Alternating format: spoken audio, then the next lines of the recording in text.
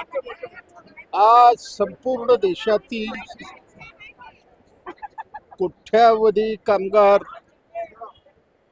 असंघटित असो संघटित असो कॉन्ट्रॅक्ट धंद्यात काम करणारे असो किंवा आशा वर्कर असतील किंवा अंगणवाडी सेविका असतील किंवा इतर सेवक असतील, विडी कामगार असतील, यंत्रमाग कामगार असतील, रेडीमेड कामगार असतील, असं संपूर्ण देशामधले कोट्यावधी माणसं आज संपावर गेलेले आहेत.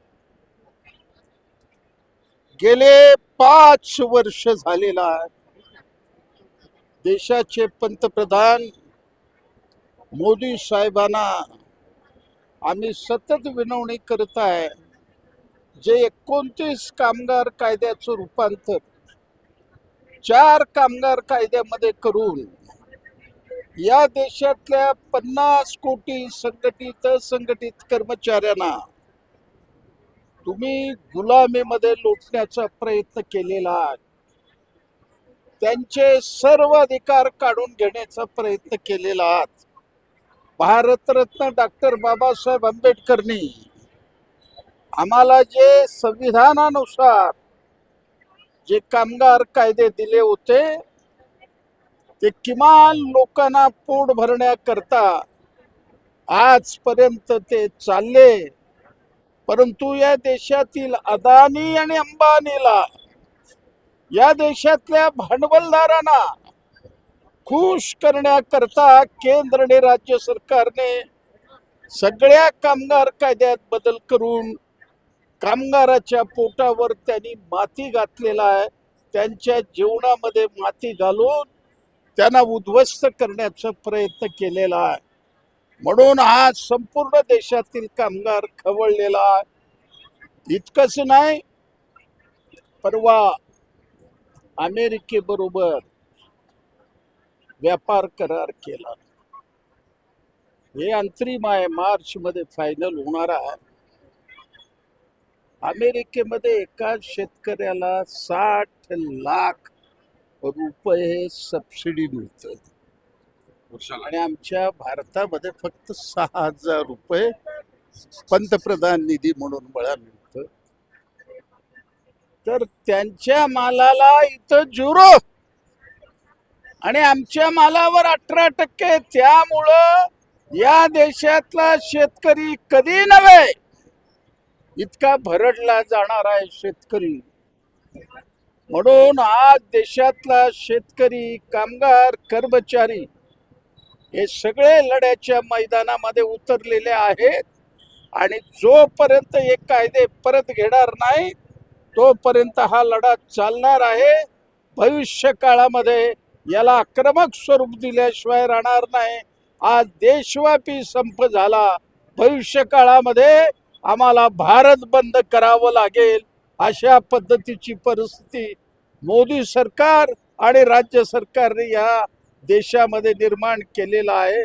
म्हणून आज लाखो लोक रस्त्यावर उतरलेले आहेत.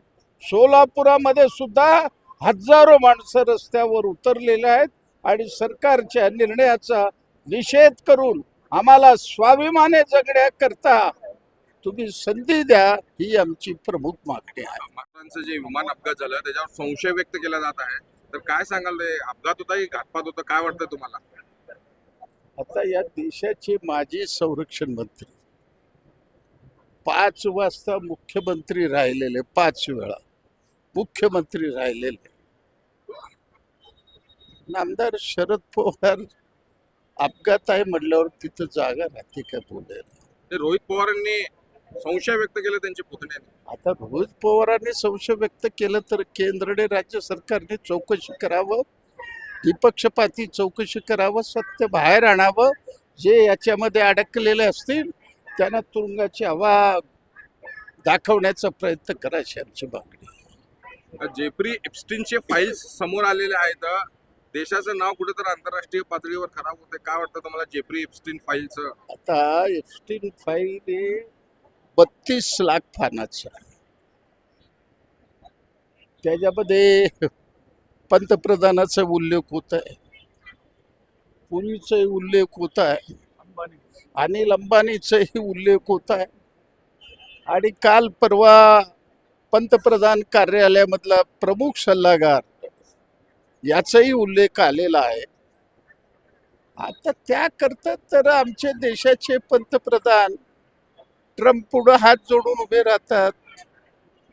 देशाला घाण घातलेला आहे. आमचा देश गुलामीकडे लोटण्याचा प्रयत्न केलेला आहे. म्हणून इथला कामगार रक्त सांडेल, गुलामगिरी सहन करणार नाही.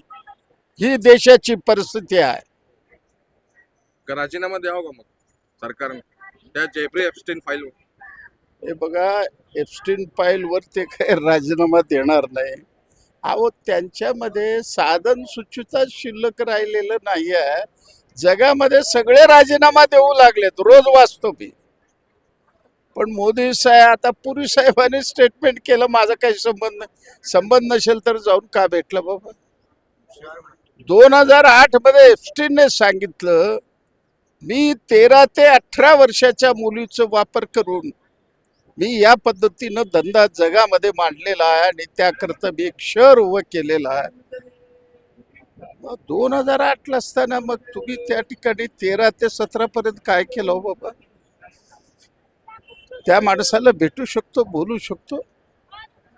आणि हे सरकार त्यांच्या हातात आहे. काय चौकशी? आमची मागणी अशी आहे, अमेरिकेने सत्य बाहेर काढावं, म्हणजे भारतामध्ये ज्वालामुखी स्फोट झाल्याशिवाय राहणार नाही.